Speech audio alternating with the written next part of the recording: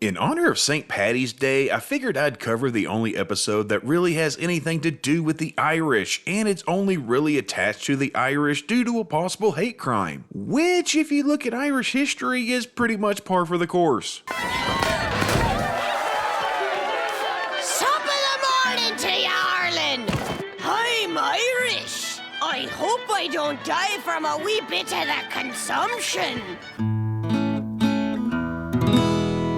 Hey folks, welcome to Squirrel Tactics. Don't forget to hit like and subscribe if you haven't already. Check out our Patreon and merch store, and yeah, let's just do this thing. Cheer Factor! The title is a reference to Fear Factor, a game show where people would do things like let scorpions crawl on them or eat bull testicles for money. It's also known as what Joe Rogan was doing between news radio and podcasting. Wow. All right, Ty. I'm gonna tell you something about me, Joe Rogan, that you might not know. I smoke rocks. The episode starts with Tom Landry not doing too well on the football field. Kinda messed up that Dale is booing who he thinks is his own son here. Come on, we're still in this game. Just 2 touchdowns, a couple of 2-point conversions, an onside kick, and we're just a field goal behind. Come on, let's make some noise.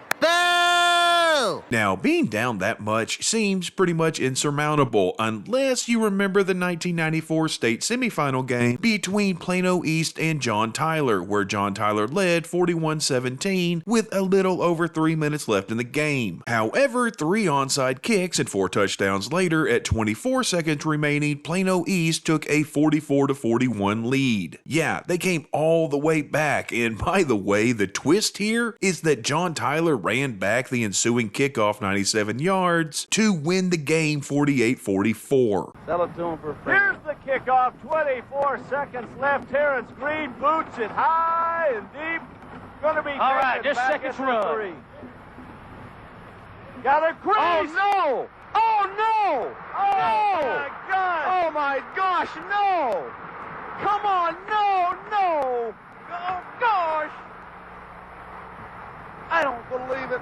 Anywho, the cheerleaders are of no help, seeing as they're doing dances instead of cheers meant to liven up the crowd. Hell, even Bobby is just sitting around. And since the cheerleaders aren't bolstering the crowd, well, the crowd's not into it. So Tom Landry uneventfully lose their 4th game straight. One thing that bothers me here is that people are blaming Principal Moss. Good, but what we need to do is get rid of Principal Moss. Maybe I should put bourbon in his thermos and try to knock him off the wagon. Don't worry, he can't hide behind improved test scores forever. And don't get me wrong, Moss has done plenty wrong. Kinda hard to think of anything he's done right if I'm being honest. I'm really stuck here. I don't have anyone to take the blame. Emily's too young to take the fall, and everybody thinks Dale Gribble's a special needs kid. And he's probably a worse boss than Cobra Commander. Morons! I have morons on my payroll! But he has no control over the football team. He cannot hire or fire the head coach. That is the job of the school district's athletic director. And if they don't have an AD, then it would fall on either the superintendent or the district school board. Either way, it has to be done at the district level, which is well over Moss's head. That night, Hank and Peggy have a discussion about the cheerleading while Peggy looks through what is supposed to be her yearbook. Except it can't be her yearbook because Peggy didn't go to Arlen High, she went to West Arlen. Oh my God! It's Peggy Platter from West Arlen! West Arlen sucks! So this whole thing makes no sense. What matters is that Peggy decides to go down to the school and try to help out the cheer coach. Lucky her. The cheer coach is Joe Rita, voiced by Perry Gilpin, who most people remember as Roz from Frasier. The trick of it is you want to arrange all of these calls so that each segment is can't miss radio. But I thought it was just about Frasier doing good work. Please, it's all about ratings. If the station had its way, every call would end in an autoerotic suicide. But what most people don't know is that she actually voiced 3 other characters on the show. Mary Ellen in Full Metal Dust Jacket. Anyway, I hope tonight's discussion will be as spirited as the last one. Judy Barnes in Peggy's Gone to Pots. No potato. You owe us money. Lots of money. You probably don't realize how threatening you're coming off, even with the smile. Peggy, bless your heart. I don't think you understand how deep you're in. I suggest you read your contract. And Gwen St. James in Nancy Does Dallas. That's us. Think tank by day, drunk tank by night. Just be careful. After a couple of drinks, Wade gets a little grabby. I do. She seems rather confused by Peggy's offer to help her with the cheerleaders, seeing as they're doing rather well in competitions. The cheer squad doesn't get trophies for how good the football team does. We get them for motion and dance, basket tosses, jumps, and attitude. So, I know nothing about cheerleading, obviously, but it's my understanding that there are two different aspects, cheer and dance. Kind of like how school bands have marching and concert. Yeah, it's sort of the same thing. Joe Rita is all about the competitive part, probably because it actually makes her look good. And Joe Rita sniffs Peggy out pretty quick, as knowing about as much about cheering as I do, possibly less. Since Peggy was never a cheerleader and was actually a softball player. You know, cheerleading has changed since your day.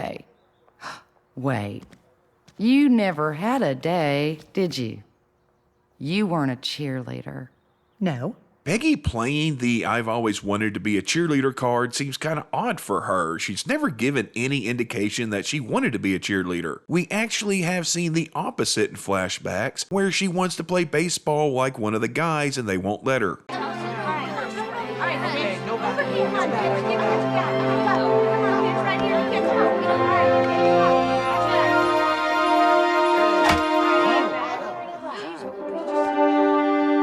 As well as you can hit? Yes, sir, I sure can. Yeah, then run over to the store then and get these boys some sody pop. Atta girl. She didn't want to do the stereotypical girly things, yet now she's so desperate to be a cheerleader adjacent that she will do whatever Joe Rita tells her to do, which Joe Rita also figures out pretty quick. Peggy shows up to her first practice and the cheerleaders don't seem too impressed with her. Joe Rita seems kind of irritated, while Bobby and Connie are what we like to call gobsmacked. I thought that was just more of her big talk. Maybe she really did see Dan Rather at the mall. Can't really blame him there, but I do love the fact that Bobby has figured out it's best to take anything that Peggy says with a grain of salt. Yeah, it's kind of sad, but also kind of funny. Peggy does come in handy when she learns that they need a new small girl to replace the one they lost to homeschooling. She then nominates and demonstrates Connie for the position, getting Connie on the team, which she immediately enjoys because it gets her in with all the popular girls. Come the next game, the cheerleaders are doing their usual routine and the football team ain't doing too well, which I suppose is their usual routine. Sorry I'm late. Took longer than I thought to wash the eggs off my car. Sorry I'm late. It took longer than I thought to egg Moss's car. Again, plenty to blame Moss for, just not this. I got that disease where you wake up in strange places drunk. Peggy is again useful as she's sent into the stands to find a random woman who she's never met and has no idea what she looks like. Yeah, pretty sure that's the point. Joe Rita was just trying to get rid of her. And as the team faces a 4th and goal, the cheerleaders see this as the perfect time to take a break rather than hype up the crowd. Peggy sees this and is not happy, deciding that the time has come to take matters into her own hands. So she takes it upon herself to start up a cheer, with the crowd eventually joining in, spurring on the team as they score a touchdown and win the game.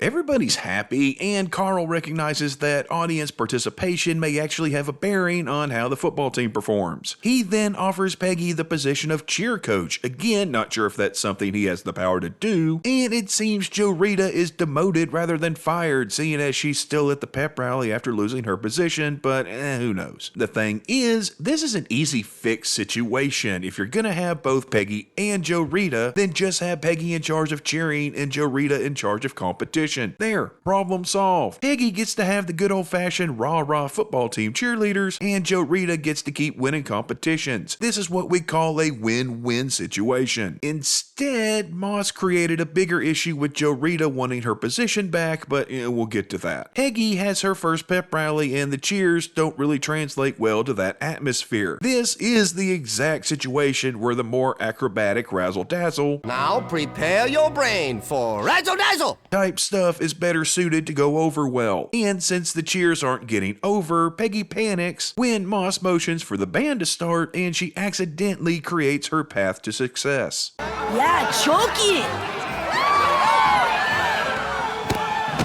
Quick, Everybody, beat the crap out of Misty. Yeah, fun fact, people like to watch violence, so Peggy trying to get a mascot head on a girl is mistaken as her beating on the opponent's mascot, unknowingly tapping into the kids' latent tribalism as they cheered her on, and she gets the cheerleaders to attack the mascot as well. Yeah, she gets butt, Connie! Something I want to point out here, most of the girls just kind of play kick or slap or whatever, except this girl, she's throwing some hands. I've got a feeling that she wasn't a fan of poor Misty, and she saw an opportunity to take out some aggression. And from then on, Peggy's shtick basically becomes cause the opponent's mascot bodily harm, which isn't a bad idea. It gets the crowd into it. Again, good old-fashioned tribalism. Though I do wonder where they keep getting all these mascot uniforms. Those suckers are not cheap, and some of these don't look like the kind of thing that you could just run down to a local Parties Plus and rent. So where are they coming from? Also, let's not forget that Tom Landry also allows their own mascot to get beat up. Whenever Arlen is winning, it's a tradition for the McManerberry Band to charge the Longhorn and give him a pounding. It's a real crowd pleaser. Yeah, man, did your dad used to like scoring the touchdown that got Dub Taylor pounded? Really? Yeah, that one has never made sense to me, but I'll cover that in another video. Anywho, Peggy teaches the girls how to stab with style. Is it stab and stab? No, it's stab and a stab. And we see that Peggy's new strategy is successful. It gets the crowd alive, the football team wins, and school spirit is on the rise. No hats in the lunchroom, Dooley. Take it off. I'll die in these horns. The trick is she has to keep it going, and she doesn't exactly have a plethora of ideas outside of stab the other team's mascot. So she holds a brainstorming session with the cheerleaders to come up with new ways of killing and or maiming the upcoming opponent's mascots, with some interesting ideas being brought up. Yellow Jacket, go. We could rip open its thorax and stuff it with its own abdomen? How do you make a bear suffer? Tie it up and torture its young. Stop it. Get some help. Jesus, Connie, that went kind of dark. Are you okay there? Now I wish Peggy hadn't taught her how to stab with style. She was terrible at it. Did you just help create a future serial killer? For the time being, Connie's bloodlust is satiated by doing things like beating a shark with harpoons. I mean, at least they didn't stab it. Then beating a cobra with recorders that I'm guessing they borrowed from Staubach Elementary. Staubach Elementary School, building the next generation of Arlen leaders today. Peggy by that point has also taken on Joe Rita as an assistant, and yes, the entire time Joe Rita was conspiring to get her spot back. But that hasn't come up yet. What does come up is how to deal with upcoming mascots. Okay, Joe Rita, who's next? The tornadoes? How are you going to kill a tornado? Shoot it. Now, I'm not sure if Peggy was just randomly saying that as an answer or if she was making a reference to Pecos Bill. For those unaware, Pecos Bill was a folk hero known for lassoing and shooting Texas twisters. Once he roped the raging cyclone out of nowhere. Then he straddled it and settled down with ease. And while that cyclone bucked and flitted, Pecos rolled the smoke and lit it. And he tamed that ornery wind down to a breeze. So yippee-yi-yo, yippee-yi-yo.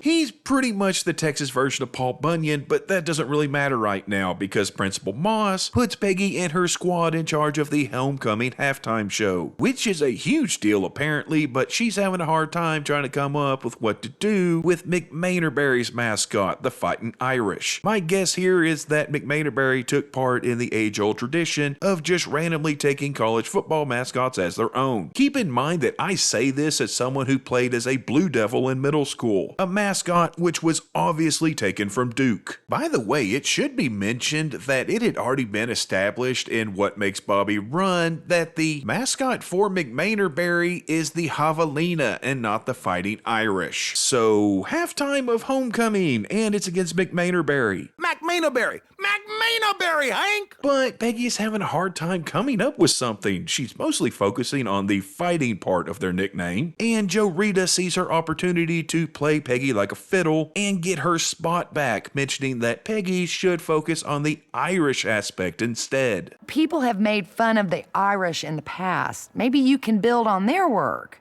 You know, my husband keeps several ethnic joke books in the bathroom. I'll find something good. Okay, so first, who the hell keeps ethnic joke books in their bathroom if you're gonna read in there? Well, that's what Reader's Digest and Uncle John's are for. B, why would you have those in the first place? And thirdly, let's cut the crap here. I doubt there was much Irish humor in those books. By the way, my personal favorite Irish joke is, how many potatoes does it take to kill an Irishman? None. And that joke is better than what Peggy came up with, which involved Bobby dressed up as a leprechaun. You know, leprechauns, what Warwick Davis was doing between Willow and, well, Willow. Is that me gold? What the hell are you? I'm a leprechaun, me dear. And don't get me wrong, a drunken Irish Bobby trying to fend off cheerleaders with a broken beer bottle. Fun fact, those are known as Irish switchblades. Plus, props to Bobby for getting that break right. It can be really tricky. Let's do it. I'm sorry. Also, Hank mentions the playoffs, which is odd because middle school doesn't have playoffs. Principal Moss also mentions going to state later on, but there are no state playoffs below the high school varsity level. Anywho, Joe Rita makes sure that some members of the local Irish Pride organization are present, knowing full well that they're gonna freak out about what's about to happen. Which, I just want to be clear, this is Peggy's fault, but Joe Rita very much steered Peggy in the wrong direction and set her up to fail. Joe Rita is a petty one, and Peggy plays right into her hand. Sorry, Fighting Irishman, but your jig is up.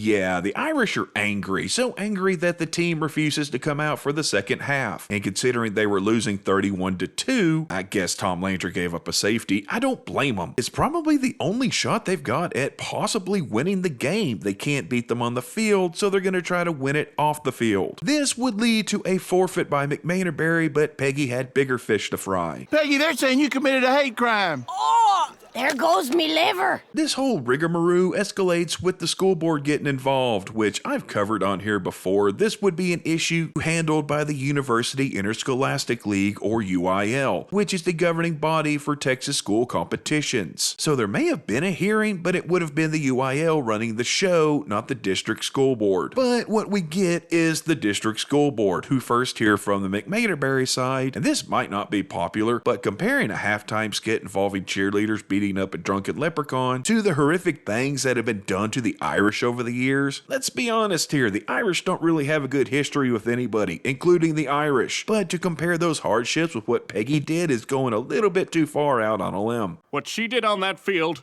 is no different than what the British have been doing to our brothers in Ulster for the last 800 years. Peggy's argument is that no one had an issue with doing the exact same thing to other mascots. Granted, those other mascots were animals and they don't have many courses of action litigation-wise. And yeah, Peggy probably went too far with the drunken leprechaun part, but at the same time, let's be honest here. If you picture a fighting Irishman, you picture someone who's either drunk, fighting in a pub, or both. Peggy's defense doesn't seem to do well, so Principal Moss steps in and does what he does best. Deflect blame, in this case putting all of it onto Peggy. Now hold on, it'd be a shame to take this one away from our boys. Just because of Peggy? That would be blaming the victim. It would have been disrespectful of me not to bludgeon the Irishman. Peggy, shush. After some deliberation, the board decides to let Tom Landry keep their win, getting them into the fictional state playoffs, though Peggy can't be too happy seeing as she's no longer going to be allowed to coach the cheer team. And given the circumstances, this seems like the most rational and realistic outcome. But at least she can still keep running for Substitute Teacher of the Year. I might have to ask you to stop using words like team and my. I'm putting Joe Rita back in charge. What?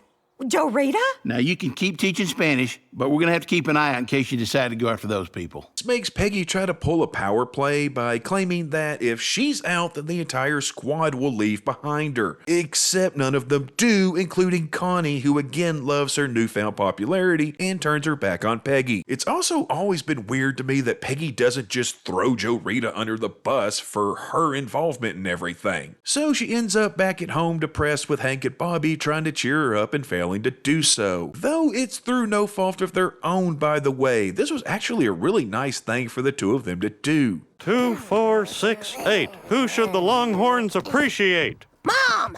Mom! Mom!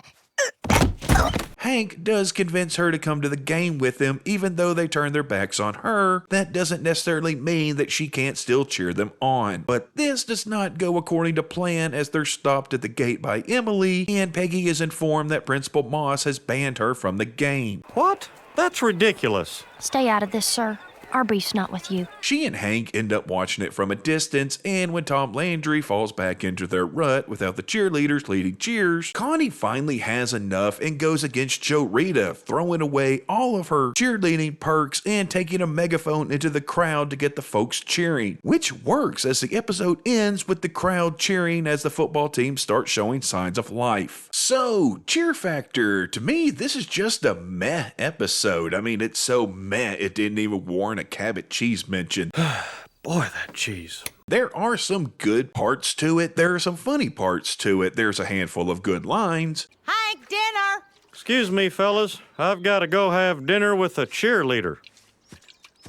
Why does everything good happen to Hank? And of course, the episode's centerpiece, Bobby as a drunken leprechaun. Really, that's the only reason for this episode to exist. We all remember this episode for it. And it's one of my favorite Bobby moments of the series because it's so daggum funny. Perry Gilpin does a great job as usual, and they keep Peggy very much in character. And again, to those that harp on me for hating on Peggy, that's the point of her character. And she's rather well written and portrayed. And here, as is often the case, she gets a little bit of power and it goes directly to her head. Again, very much in character. This was a chance to build on Peggy and her personality, as well as to get Bobby in a leprechaun costume. Overall, it's not one of my favorites at all, just a meh episode that I don't skip due to the halftime scene, but I also don't typically specifically seek it out to watch. In all honesty, the only reason I covered it for this is, and really, the reason I covered it for this, other than the Leprechaun St. Patty's Day thing, was because I plan to cover all episodes and just gets it out of the way. It's very much middle of the road. It's not a hit single, more of a halfway decent album track, with the whole inclusion of a late stage outrage there towards the end, seeming like it came later in the episode than it really should have, with that maybe being better explored rather than glossed over pretty quick. And it was more or less used as a device to cost Peggy her position. So yeah, it's fun to watch around St. Patrick's Day, but like I said, not one that I'm gonna seek out otherwise. But hey, if nothing else, we learned that Connie's got a bit of a dark side and a rebellious streak. You too, Connie? I can't go back. I'm sorry. We'll need you to turn in your vest, for future coaches named Peggy. Happy St. Patty's Day out there, folks. We'll see y'all next time. Why don't you edit the yearbook, Peggy? No! You're so good with paste and scissors, Peggy. Oh, yeah! Your arms are so strong. Why don't you stir punch at the prom? Louise!